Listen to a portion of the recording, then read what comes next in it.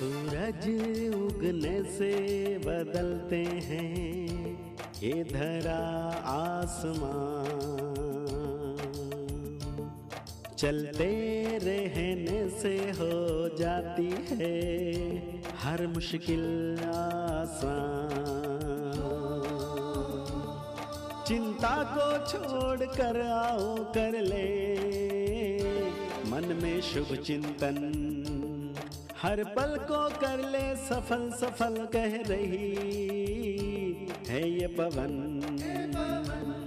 संवार ले सुधार ले कर समस्या का समाधान, संवार ले सुधार ले कर समस्या का समाधान, कर समस्या का समाधान, कर समस्या का समाधान, कर समस्या का समाधान, कर समस्या का समाधान, कर समस्या का समाधान। नमस्कार, आदाब, सत श्री अकाल मित्रों, स्वागत है समाधान कार्यक्रम में आप सभी का। सपनों की लगातार हम चर्चा कर रहे हैं, लक्ष्य की चर्चा कर रहे हैं कि कैसे हमारे सपने साकार हो सकते हैं। कई बार सपनों को साकार होने में थोड़ा वक्त लग जाता है। ऐसे में हमें धीरज की आवश्यकता होती है। हम अपना धैर्य न खोएं और सतत मेहनत करते रहें, अपने लक्ष्य की ओर बढ़ते रहें, तो निश्चित रूप से हमारे सपने साकार होते हैं, लक्ष्य को हम प्राप्त कर लेते हैं। एक बंदर की कहानी मुझे याद आ रही है। एक बंदर रोज़ जाया करता था एक बगीचे में और वहाँ पे आम खाया करता था। वहाँ के पहरेदार रोज़ उसको भगा दिया करते थे कि भाग, कहाँ से आ जाता है रोज़ तो। अब बंदर को लगा कि अब क्यों ना मैं खुद ही आम का पेड़ लगा लूँ, क्योंकि विधि तो मुझे भी पता है। उसने कुछ गुठलियाँ उठाईं और जा कर के एक स्थान पे उसने ज़मीन खोदा और उसे गाड़ दिया। पानी देने लगा। 2 दिन हुए, 3 दिन हुए, लेकिन कुछ अंकुर निकल ही नहीं रहा था। उसे लगा कि पता नहीं पेड़ निकल क्यों नहीं रहा है। उसने खोद के देखा और फिर उसको लगा दिया, फिर खोदा, फिर लगा दिया। ये क्रम चलता रहा, अंकुरित हुआ ही नहीं वो बीज, क्योंकि सब्र नहीं था। ऐसे ही यदि हम सब्र खो देते हैं तो लक्ष्य हमें प्राप्त नहीं होता। इसीलिए धीरज बनाए रखें तो सपने निश्चित रूप से आपके साकार होंगे। आइए इन्हीं शुभ संकल्पों के साथ कि आप अपने सपनों को साकार करें, आज के समाधान की शुरुआत करते हैं। प्रता जी, आपका बहुत बहुत अभिनंदन है। थैंक्स। प्रता जी, ये धीरज जो एक बहुत बड़ा गुण है, वो कैसे जीवन में आए? क्योंकि यही एक चीज़ मुझे लगता है कि आज लोगों के पास नहीं है। एक व्यक्ति मंदिर में प्रार्थना कर रहा था कि हे भगवान, मुझे धीरज दे, लेकिन प्लीज़ जल्दी कर, क्योंकि वहाँ भी उसको धीरज नहीं था। तो ये गुण कैसे हमारे जीवन में आए? धैर्य का गुण सचमुच ही बहुत महान है। ये एक रॉयल व्यक्ति की पहचान है। जो व्यक्ति बहुत जल्दी जल्दी करता है उसका मानसिक बैलेंस भी बिगड़ जाता है और उसकी निर्णय शक्ति भी गड़बड़ा जाती है। इसलिए इस गुण पर तो निसंदेह बहुत ध्यान देना चाहिए। हमारे चलने में भी हमारी धैर्यता दिखाई दे, बोलने में भी दिखाई दे। और मूल चीज़ है कि जिसके संकल्पों की स्पीड बहुत तेज है उसका वास्तव में धैर्य चित्त होना बहुत कठिन होता है। वो जल्दी जल्दी करता है हर चीज़ को। खाएगा तो भी जल्दी, अब सोने के लिए सोचेगा तो भी जल्दी सो जाऊं, नींद आएगी नहीं, लिखेगा तो भी बहुत जल्दी, भले ही किसी की समझ में आए या ना आए, पढ़ेगा भी तो एक एक लाइन छोड़कर जल्दी पूरा कर दूं। तो ये वास्तव में मनुष्य के मार्ग में एक बहुत बड़ी बाधा है। इसलिए संकल्पों की स्पीड को स्लो डाउन करना, यही धैर्य चित्त होने का एक सुंदर तरीका है। और इसके लिए राजयोग में बहुत सारी अच्छी अच्छी विधि सिखाई जाती हैं। देखिए, एक है चुस्त होना, बहुत एक्टिव होना, और एक है जल्दीबाजी करना, बिल्कुल इंतजार न करना। बहुत एक्टिव होना, बहुत चुस्त होना, ये एक बहुत बड़ी कला है। लेकिन बहुत उतावला होना, बहुत जल्दीबाजी करना, ये एक दुर्गुण है। दोनों के अंतर को हमें समझ लेना चाहिए। एक माँ भोजन बना रही है अपने किचन में। अब वो फास्ट गति से काम भी कर रही है, लेकिन चित्त उसका धैर्यवत भी है। मैं यही उदाहरण दूं, मान लो वो आटा भी बना रही है, उसने सब्जी गैस पर रखी भी हुई है, उधर भी उसका ध्यान है, आटे पर भी ध्यान है, लेकिन उसने ऐसा बैलेंस स्थापित कर लिया है कि चित्त उसका धैर्यवत है। तो उसने अपने कार्य को मैनेज कर लिया है, कार्य भी जल्दी होगा और वो आटा भी बहुत फास्ट गति से बना रही है, लेकिन मन उसका फास्ट नहीं है। तो राजयोग में जैसे मैंने कहा इसकी बहुत सारी विधि हैं, उसमें विशेष रूप से स्वयं को देह से न्यारे अनुभव करना, ये एक ऐसा अभ्यास है जिससे चित्त शांत होने लगता है, मन की गति धीमी पड़ जाती है। तो जिसको इस गुण की वृद्धि करनी हो वो हर घंटे में 2 बार 10 सेकेंड्स फॉर ईच टाइम ये अभ्यास करे। मैं आत्मा यहाँ हूँ, ये देह मुझसे अलग है, अपने स्वरूप को विजुअलाइज कर ले। तो अगर 1 हफ्ता में कहूँगा करके देख लें हर घंटे में 2 बार, तो मन की स्पीड काफ़ी कम हो जाएगी और शाम तक जब मनुष्य पहुँचेगा तो उसे एक तो यह आभास होगा कि उसने जैसे कुछ नहीं किया, और दूसरा यह आभास होगा कि कार्य उसके बहुत जल्दी हो गए, मन की शक्तियाँ बहुत बढ़ गई। तो ये धैर्य चित्त होने की सुंदर विधि है। बिल्कुल, ये एक बहुत अच्छी बात है भ्राता जी। मुझे लगता है लोग ये सोचते हैं कि मन जितना तेज चलेगा तन भी उतना तेज चलेगा, और मन शांत होगा तो तन भी शांत हो जाएगा। शायद ये लोगों को भ्रम है। मन का जितना शांत होना चाहिए, जितना शांत होगा शायद तन उतना जल्दी फास्ट काम एक्टिव हो करेगा। जाएगा। वास्तव में इसके बारे में लोगों को ध्यान नहीं है, और मुझे लगता है भ्राता जी ये राजयोग की प्रैक्टिस सभी को करनी ही चाहिए, इसलिए ताकि वो धैर्यचित हों। कई बार लोग भ्राता जी इसके लिए भी वक्त नहीं निकाल पाते। जैसे मैंने कहा कि धैर्य भगवान से मांग तो रहे हैं कि भगवान मुझे धैर्य दे, लेकिन प्लीज़ जल्दी कर, तो यहाँ भी धैर्यता नहीं है। तो इसके लिए भी वक्त निकाल पाना, उन्हें लगता है कि शायद इसके लिए भी हम क्या वक्त निकालें क्योंकि हमारे पास बहुत काम है। क्या इसके लिए वक्त निकालना उनके लिए फ़ायदेमंद होगा? हाँ, ये अगर अवेयरनेस और ये नॉलेज मनुष्य के पास रहे कि अगर इस तरह की वो प्रैक्टिस करेंगे तो उनका कार्य जल्दी पूरा होगा। और ये एक सूक्ष्म रहस्य जिसको हम डीप सीक्रेट कहेंगे, सबको मालूम होना चाहिए कि मन की स्पीड जितनी धीमी होगी कार्य की गति उतनी ही फास्ट होगी। ये एक बहुत सुंदर सीक्रेट है। लोग ये सोचते हैं कि हम मन की स्पीड को कम करने में भी क्यों टाइम दें, क्योंकि पहले ही टाइम कम है, लेकिन अगर इसमें टाइम देंगे तो टाइम बहुत बच जाएगा। इसके लिए कर्म में ही इसकी प्रैक्टिस करनी है। दूसरी प्रैक्टिस भी है जिसे हम स्वमान नाम देते हैं, सेल्फ एस्टीम जिसे कहा जाता है। ये दोनों प्रैक्टिस जरूरी हैं। देखिए, अशरीरी होने के लिए 10-10 सेकेंड ये कोई बड़ा टाइम नहीं है। मनुष्य गपशप में बहुत टाइम निकाल देता है। हर घंटे में आधा मिनट निकाल लेना, केवल याद रखना कि 2 बार मुझे प्रैक्टिस करना है, अपने चित्त को शांत कर देना है, और उसी समय एक स्वमान याद कर लेना है, मैं एक महान आत्मा हूँ। That's it. तो इससे बहुत फायदे होंगे अगर मनुष्य ये समझ ले।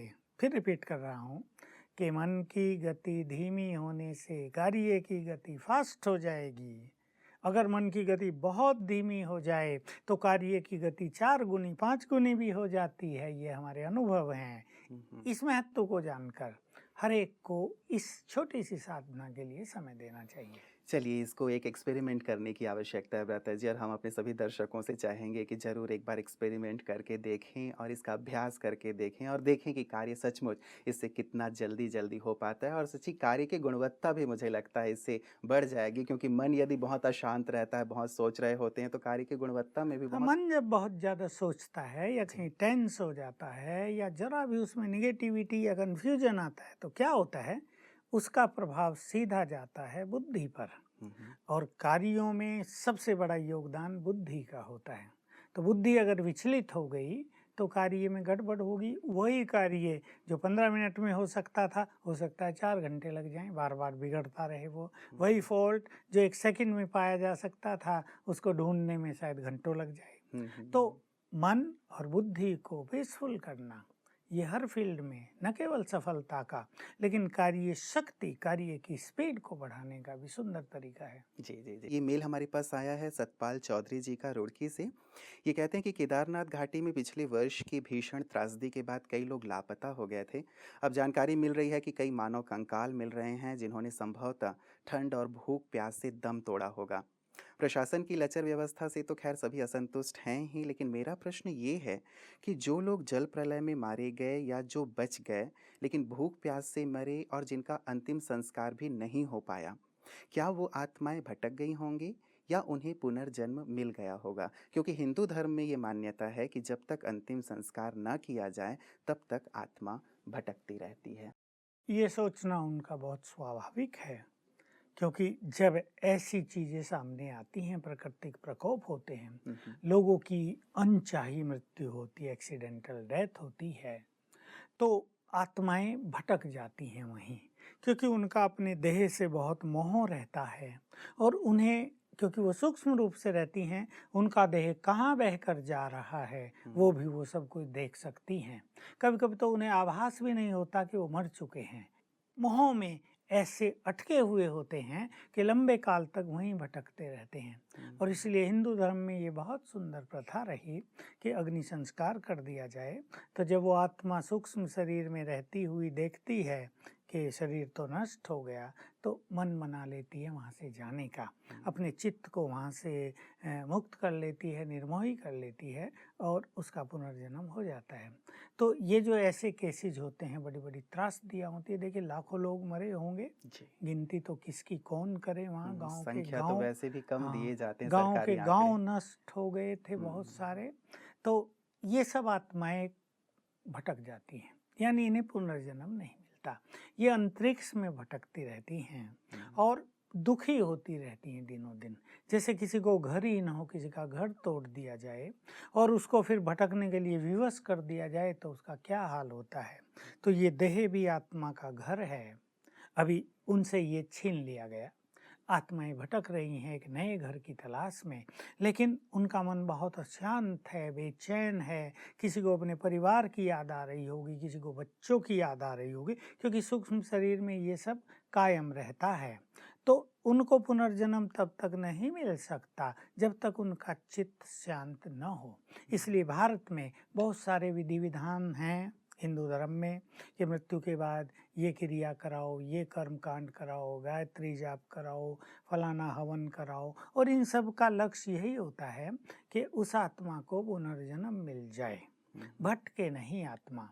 तो अब जब बहुत सी आत्माएं भटक रही हैं, तो ये उन सब का परम कर्तव्य है जो राजयोग का अभ्यास कर रहे हैं कि इन सब को वाइब्रेशंस देकर मुक्ति का वरदान दें। जो श्रेष्ठ राजयोगी हैं उन्हें परम सद्गुरु परमात्मा से ये वरदान प्राप्त है कि वो दूसरी आत्माओं को मुक्ति का वरदान दे सकते हैं, अर्थात उन्हें पुनर्जन्म दिला सकते हैं, और ये होगा योग के वाइब्रेशंस के द्वारा। तो जो हम में से बहुत अच्छे अच्छे राजयोगी हैं, मैं उन सबसे कहूँगा कि ऐसी बहुत सारी आत्माएं अंतरिक्ष में भटक रही हैं। उसमें सभी पापी नहीं होते, कुछ पुण्य आत्माएं भी ऐसी होती हैं जो वहाँ गई थी और अचानक ये त्रासदी हो गई और उसमें उनका देह छूट गया। तो उन्हें योग के वाइब्रेशंस दें, आधा घंटा 7 दिन तक दें, और संकल्प करें इन आत्माओं का पुनर्जन्म हो जाए। तो इनके वाइब्रेशन से उनका चित्त शांत हो जाएगा और उनको मुक्ति हो जाएगी, यानी पुनर्जन्म हो जाएगा। और अगर उनमें से कोई उनके संबंधी राजयोग का अभ्यास कर रहे हैं तो ये उनका परम कर्तव्य है कि वो उन्हें योगदान दें ताकि उनका पुनर्जन्म हो सके। भ्राता जी, एक विशेष बात आती है, चलिए हिंदू धर्म में तो ये है कि उनका अंतिम संस्कार कर दिया जाता है, पश्चात उनका मोह नष्ट हो जाता है और वो पुनर्जन्म के लिए आगे चले जाते हैं। लेकिन कई ऐसे धर्म हैं, चाहे वो मुस्लिम धर्म है या क्रिश्चियंस हैं, उनमें दफन करने की परंपरा है। और मैंने सुना है कुछ ऐसे संप्रदाय या धर्म ऐसे भी हैं जिनमें वो किस स्थान पे शव को छोड़ देते हैं जहाँ चील कौवों के काम वो आते हैं। ऐसी उनकी मान्यता है कि मरने के बाद भी वो काम आए।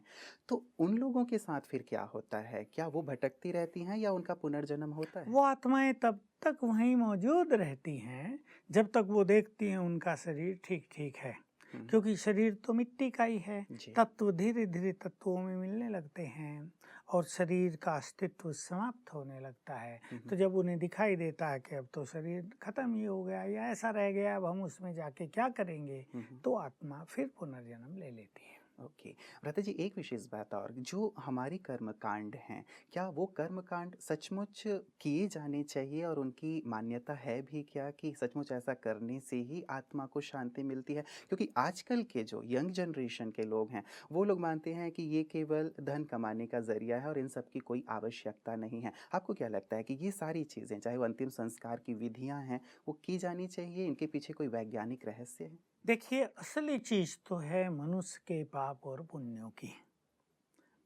जिस मनुष्य के पुण्य बहुत हैं उसके लिए कोई कुछ भी ना करे तो भी उसकी गति श्रेष्ठ होती है, क्योंकि अगला जन्म कैसा होगा, कितना जल्दी होगा, ये निर्भर करता है मनुष्य की अंतिम मनोस्थिति पर।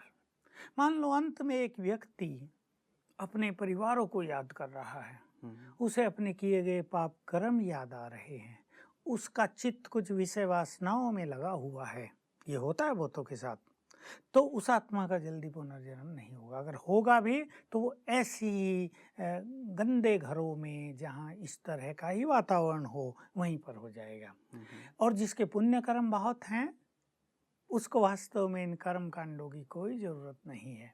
लेकिन भारत में ये एक आम प्रथा कर दी गई थी कि घर में भी थोड़ी शांति हो, थोड़ा मंत्र जाप हो, थोड़े अच्छे वाइब्रेशंस हों। ये भी सत्य है कि आज के अनेक पढ़े लिखे लोग इन चीज़ों को मानते नहीं हैं, क्योंकि उन्हें लगता है ये खाने कमाने के पंडितों के साधन हैं।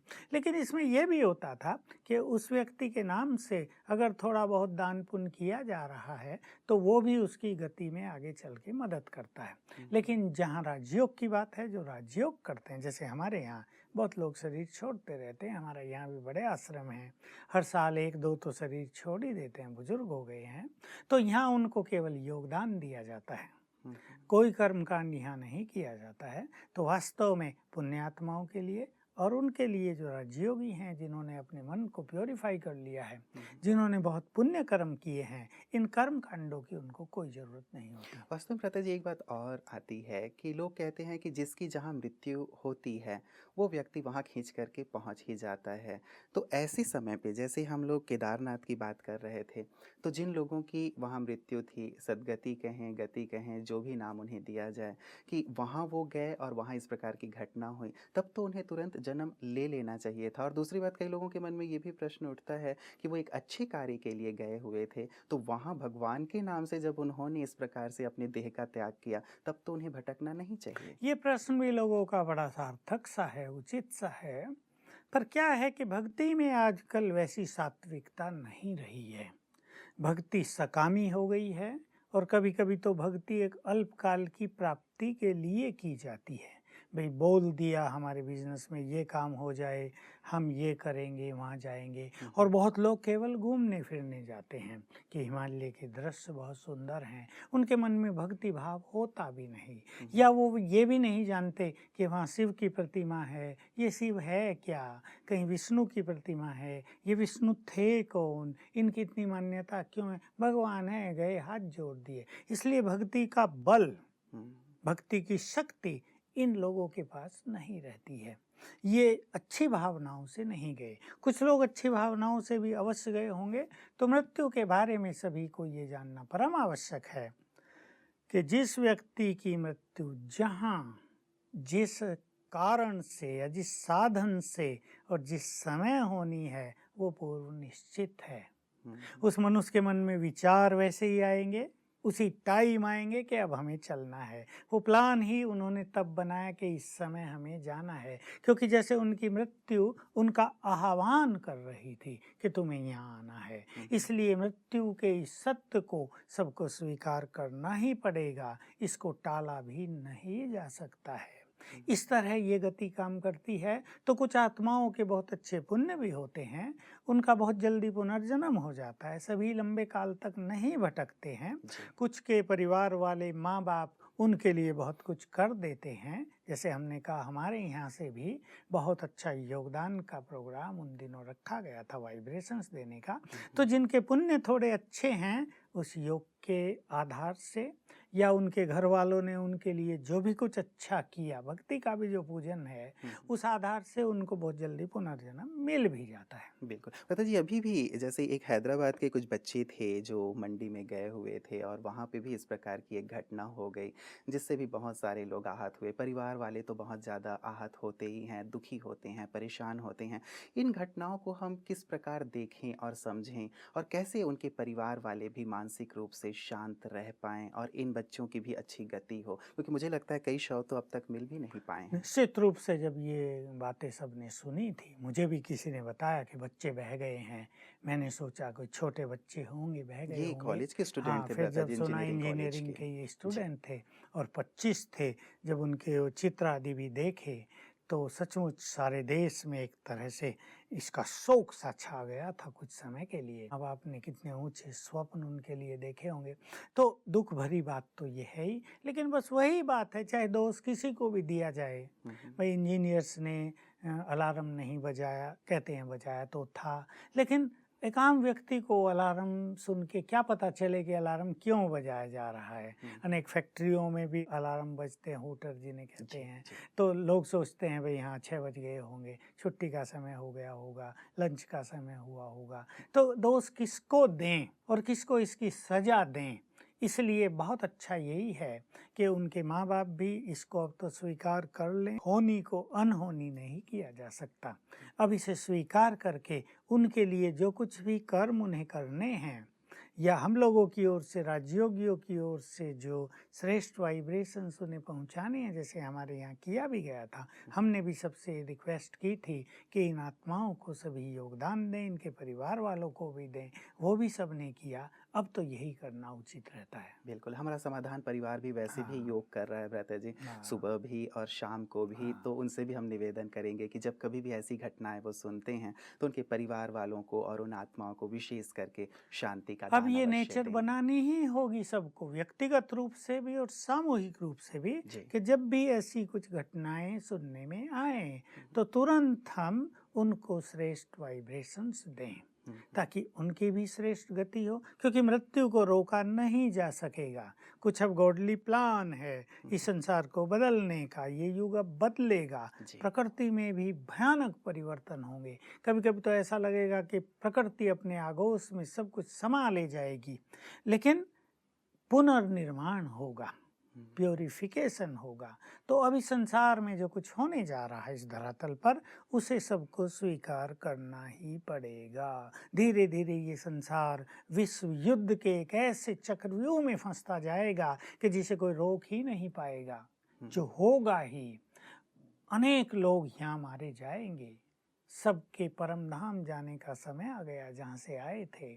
इसलिए अब सभी को राजयोगी बनकर अपने को भी बहुत मजबूत करना है, और जो कुछ इस धरा पर होने जा रहा है उसको देखने के लिए भी स्वयं को तैयार करना है, और ऐसे वाइब्रेशंस फैलाने के लिए भी तैयार करना है अपने को, ताकि हम ऐसी अनेक दुखी आत्माओं को अच्छे वाइब्रेशंस देकर दुखों से मुक्त कर सकें। जब भी भ्राता जी आप इसकी चर्चा करते हैं, या जब भी ब्रह्मा कुमारी जी ये बात कहती हैं कि अब बहुत बड़ा विनाश होना है, महापरिवर्तन होना है, चाहे वो प्रकृति के द्वारा हो या विश्व युद्ध के द्वारा हो, तो लगता है कि क्या इसे बदला नहीं जा सकता? सब कुछ शांति से हो, प्यार से हो, किसी को कोई तकलीफ ना हो, क्या ऐसा संभव नहीं है? कार्य तो ऐसा ही किया जा रहा है। परमात्मा यही कार्य कर रहे हैं। एक बहुत लंबा समय वो दे रहे हैं और दिया है कि तुम बहुत अच्छी तरह स्वयं को बदल लो, अपनी वासनाओं को समाप्त करो, पाप कर्मों से बचकर पुण्य कर्मों का खाता जमा करो, मेरे से अपना नाता जोड़ो। लेकिन हो क्या रहा है? पाप दिनों दिन बढ़ रहा है। गुंडों का राज अनेक जगह हो गया है। मतलब गांव-गांव में ऐसे गुंडे हो गए हैं कि दूसरों की ज़मीन पे कब्जा कर लिया, तुम निकलो यहाँ से।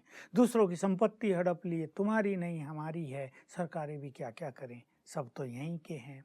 तो पहले ये सुंदर मौका दिया जा रहा, लेकिन जब परमात्मा देखते हैं कि मनुष्य बदल नहीं रहा है और सबको उसे परमधाम ले जाना है, तब वो ये महाविनाश का कार्य करता है, ताकि अब चलो सब इस गंदी दुनिया को छोड़कर अपने घर चलो, और फिर इस दुनिया को पूरा ही स्वर्ग बना देता है। जी जी जी। चलिए, एक अच्छी चीज़ ये है कि स्वर्ग की स्थापना होगी, अच्छे स्थान की स्थापना होगी, ताकि वहाँ जाकर सब लोग सुखी और शांत रहेंगे। शायद वहाँ कोई किसी की ज़मीन नहीं हड़पेगा। बिल्कुल, मुझे बड़ा कष्ट होता है जब मेरे पास फ़ोन करते हैं लोग, भाई जी हमारी बहुत अच्छी दुकान अभी गुंडों ने आकर उस पर कब्जा कर लिया है और कह रहे हैं 1 करोड़ दो, नहीं तो ये दुकान हम तुम्हें नहीं देंगे। कहा हमारे पास 1 करोड़ कहाँ से आए? कोई सुनता नहीं, ना कोर्ट सुनता, ना पुलिस सुनती, सब उनका सुनते हैं क्योंकि वो सबको पैसा भर देते हैं। तो ऐसे में ज़रूर विचार आता है कि अब ये गंदी दुनिया समाप्त होनी चाहिए। ये ऐसे गुंडे लोग, या जिनको गीता में भगवान ने आसुरी संप्रदाय कहा है, ये सब नष्ट होने चाहिए और इस धरातल पर देवता फिर से आने चाहिए। ये धरती देवताओं के आगमन से फिर से सुशोभित होनी चाहिए। ये एक मन की आवाज़ निकलती है रोज की ऐसी बात देखकर। चलिए, हमारी भी शुभकामना रहेगी भ्राता जी कि जल्दी से जल्दी ऐसी सृष्टि आए जिसकी चर्चा आप लगातार करते हैं और ब्रह्मा कुमारीज़ भी लगातार करती हैं। और हमारे विद्यालय के बाहर भी कई बार मैंने देखा है श्री कृष्ण जी हाथ में एक गोला लिए हुए हैं और लिखा हुआ है कि स्वर्ग आ रहा है। बड़ा ही आकर्षक सा चित्र है और लगता है कि सचमुच ऐसी सृष्टि आए तो सभी प्रकार की समस्याएं और तकलीफ़ें दूर हो जाएं और यहाँ पे जितनी समस्याएं हैं उनसे आत्माएं मुक्त हो जाएं। आज की सुंदर चर्चा के लिए भ्राता जी आपका बहुत बहुत शुक्रिया। मित्रों, आज जो हमारी चर्चा विशेष करके हुई है, केदार घाटी में बहुत सारे नरकंकाल प्राप्त हुए हैं, जिससे कि प्रश्न लिया था, किसी भाई ने भेजा था हमें। वास्तव में सभी आत्माएं मुक्ति और जीवन मुक्ति प्राप्त कर सकती हैं यदि वो राजयोग का अभ्यास करें, और जो लोग चले गए हैं उनके निकट संबंधी भी उनके लिए विशेष योग का अभ्यास करें ताकि उन्हें भी मुक्ति मिले और उन्हें पुनर्जन्म प्राप्त हो। वास्तव में एक बहुत बड़ा प्रश्न है जिसे कई लोग मानते हैं, कई लोग नहीं मानते हैं कि पुनर्जन्म होता भी है या नहीं होता, मृत्यु क्या है और मृत्यु के पश्चात क्या होता है। बहुत गहरे प्रश्न हैं जो मुझे लगता है कि सदियों से लोगों के मन में हैं। कई प्रकार की बातें इस संदर्भ में की जाती हैं, लेकिन मुझे लगता है कि इस विषय पे हम निश्चित रूप से अगली कड़ी में भ्राता जी से प्रकाश लेंगे कि मौत क्या है और सुंदर मौत क्या हो सकता है, कैसे हम अपने जीवन को सुहावना बना सकते हैं। आज के लिए इतना ही, दीजिए इजाज़त। नमस्कार।